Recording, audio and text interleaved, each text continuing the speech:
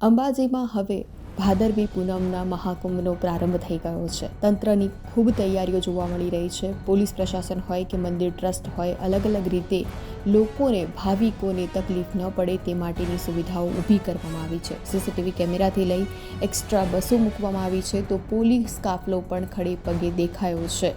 સાથે જ આજે બનાસકાંઠાના કલેક્ટર પણ ત્યાં પહોંચ્યા હતા અને તેમના દ્વારા પણ ત્યાં ખાસ તૈયારીઓ જોવામાં આવી હતી. તેમના દ્વારા પૂજા કરી અને આ મહાકુંભનો પ્રારંભ કરવામાં આવ્યો હતો. આજથી હવે 7 દિવસ સુધી આ મેળો ચાલશે અને પદયાત્રીઓ પદયાત્રા કરી અને મા અંબાના દર્શનાર્થે જશે. શક્તિપીઠ અંબાજી ખાતે 1 સપ્ટેમ્બરથી 7 સપ્ટેમ્બર 2025 દરમિયાન ભાદરવી પૂનમનો મેળો યોજાશે, જેમાં લાખોની સંખ્યામાં ભક્તો ઉમટી પડશે.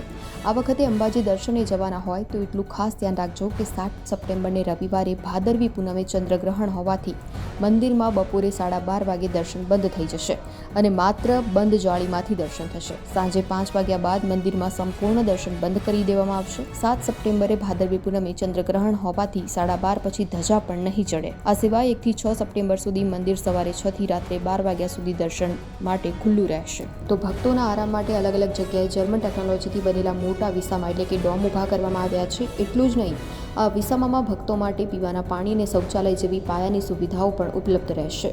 આ સિવાય પ્રસાદ વિતરણ કેન્દ્રો પણ બનાવવામાં આવ્યા છે 5 અલગ અલગ જગ્યાએ, જેથી કરીને કોઈ જગ્યાએ ભીડ એકઠી ન થાય. આ સિવાય 4 જગ્યાએ નિઃશુલ્ક ભોજન વ્યવસ્થાના સ્થળ પણ ઊભા કરવામાં આવ્યા છે, જેમાં શ્રી અંબિકા ભોજનાલય છે, દિવાળીવા ગુરુભવન છે, ગબ્બર તળેટી છે અને ઇનોગ્રેશન ડોમ છે. આ તમામ જગ્યાએ નિઃશુલ્ક ભોજન મળશે. આ સિવાય બસ વિભાગની વાતો કરીએ તો લગભગ 1000 જેટલી બસો જીએસઆરટીસી વિભાગ દ્વારા નિઃશુલ્ક દોડાવવામાં આવશે અને મિની બસોની સુવિધાઓ પણ ઊભી કરવામાં આવશે. તો હંગામી ધોરણે બસ સ્ટેન્ડ પણ ઊભા કરવામાં આવ્યા છે, જેથી વળતા આવતી વખતે યાત્રિકોને કોઈ પણ પ્રકારની સમસ્યા ન રહે.